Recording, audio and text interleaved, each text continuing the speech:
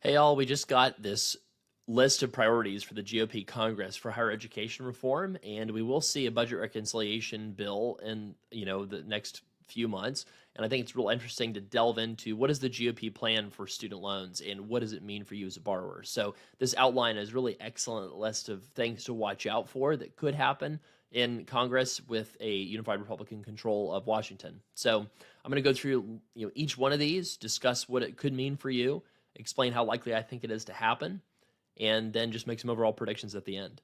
So we'll jump right in. So repealing the SAVE plan, again, this is what the House GOP really wants to do in budget reconciliation, which is a party line vote that's going to be limited in length. You can only do budget reconciliation for a certain number of years. Generally, you can't make it a permanent change. So for repealing the SAVE plan, so by streamlining IDR plans, what do they want to do? So anybody who has loans originated after June 30th, 2024, they want to make it so that you can only do two repayment plans, the standard 10-year and a new IDR plan, which is something that they previewed in something called the College Cost Reduction Act. So this CCRA income-based plan, this would mean that you would have to pay until you've done the standard 10-year principal plus interest over however long it takes. So you do get principal contributions, like a principal matching effect on this new IDR plan. In some situations, it's as generous as the existing SAVE plan. In some other situations, particularly for lower income borrowers, it's not generous at all. And so it would be interesting to see what IDR plan actually comes out of that final process. But the SAVE plan is already going to get repealed. The only question is what do they do for the future? So they have at least promised to not impact borrowers that are already on an income-driven plan beyond just getting rid of the SAVE plan for everyone. So if you like IBR, if you like pay, you should be able to keep it. Their number two thing they want to do, and this is the second biggest savings list on their list, is limit the Department of Ed's regulatory authority. So they want to rein in the ability for Department of Ed to do any regulation that would cost $100 million or more. Now, with budget reconciliation, remember that's a temporary bill, which means that they're really not tying down a future Department of Ed all that much with this bill at all. It might block a new administration if Democrats win in 2028. It might block them for like a year or two, but it's not going to block them long term to do a bunch of new regulations if they wanted to. Risk sharing requirements for federal student loans. So the deal with that is that they want programs to make risk sharing payments to be able to participate in the student loan program, and you probably get that money back if your students have good outcomes, and you don't get the money back if students have bad outcomes. The problem with this is there's all kinds of loopholes that universities figure out in evading requirements like this. An example is the 90-10 rule, which is this rule that it's imposed mostly on for-profit colleges that says you got to get 10% of your revenue from other sources besides federal student loans. What do? They go out and they get a bunch of veterans to go to their school, and then they meet that 10% rule because the GI Bill, and they don't have to worry about it. Or they just ask for private student loans for that 10% to come from other sources, and then they get all the money from federal student loans. So a similar kind of situation here with risk-sharing requirements for federal student loans. I could easily see rich universities just tacking on a surcharge that they would ask the private market to fund for their students, and then they just don't have to worry about having any money at stake. So they'll probably get around this option, even if they put it forward. Gainful employment, this is something that typically only was applied to for-profit colleges. They want to apply it, the GOP does, to all colleges that take part in the Title IV student loan programs. They also, GOP wants to change borrower defense and close school discharge. So Biden administration made it pretty easy to get, loans forgiven if you went to a closed school or low quality school. The new GOP legislation does not want to make that easy.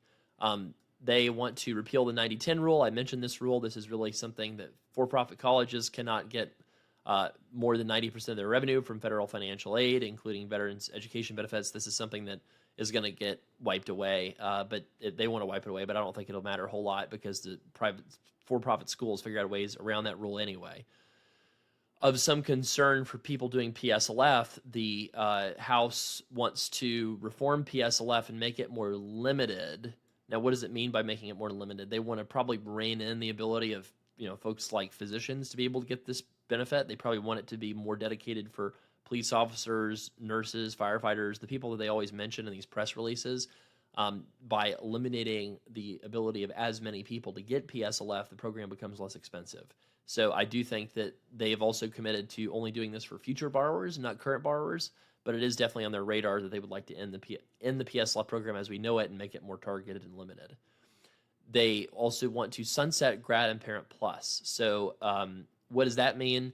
So essentially, anybody who starts a program after July 2025 would no longer be able, in this proposal, to be able to access Grad Plus, and then the program would be phased out in terms of new issuance by 2028. So in other words, what they do is they let anybody who's already in a program to finish their program getting Grad Plus. Then anybody who signs up for a program past a certain date would not be able to get Grad Plus. Same thing for Parent Plus. They would phase this in most likely.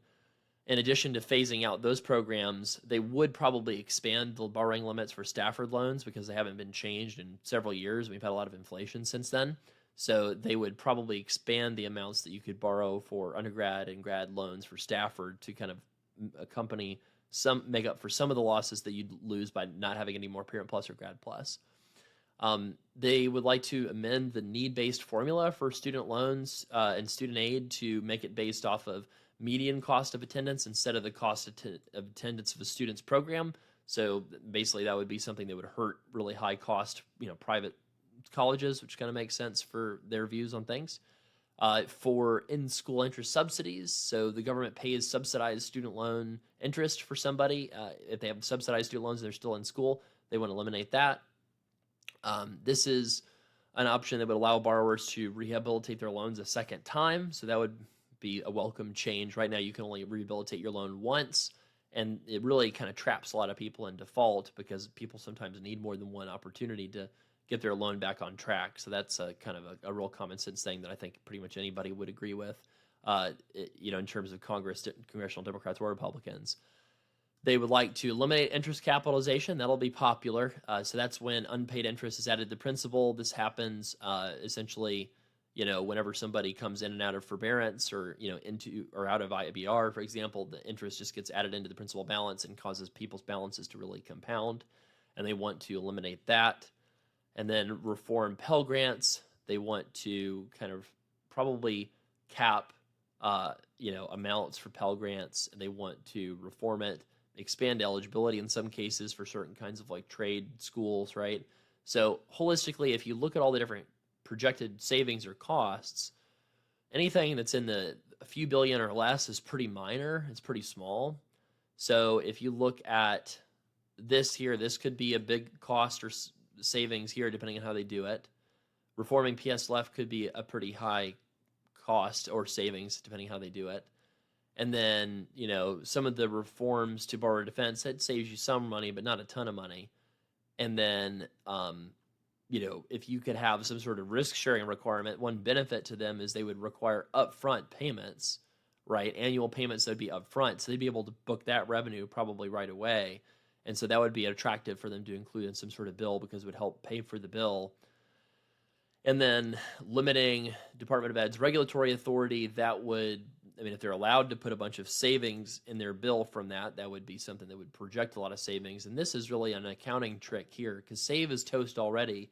But if they're able to book $100 billion in savings from higher ed by that rule, then they could, use this as an example of how they can, afford to pay for tax cuts or, other kinds of programs they want to expand spending on, like, no tax on tips or something like that. So this is what I would anticipate coming out of Congress on the Republican side for student loans over the next few years. If you have any particular concerns or worries that you're most worried about or things that you agree with, if you wanted to put them in the comments, we'd be interested to see what you think. And we would love to help you out. If you have any questions, again, put them in the comments. We'll try to do our best for any sort of just programmatic questions. We obviously can't help with the politics of things. We're not politicians. But what we can do is help analyze what are the politicians proposing, what does it mean for your life.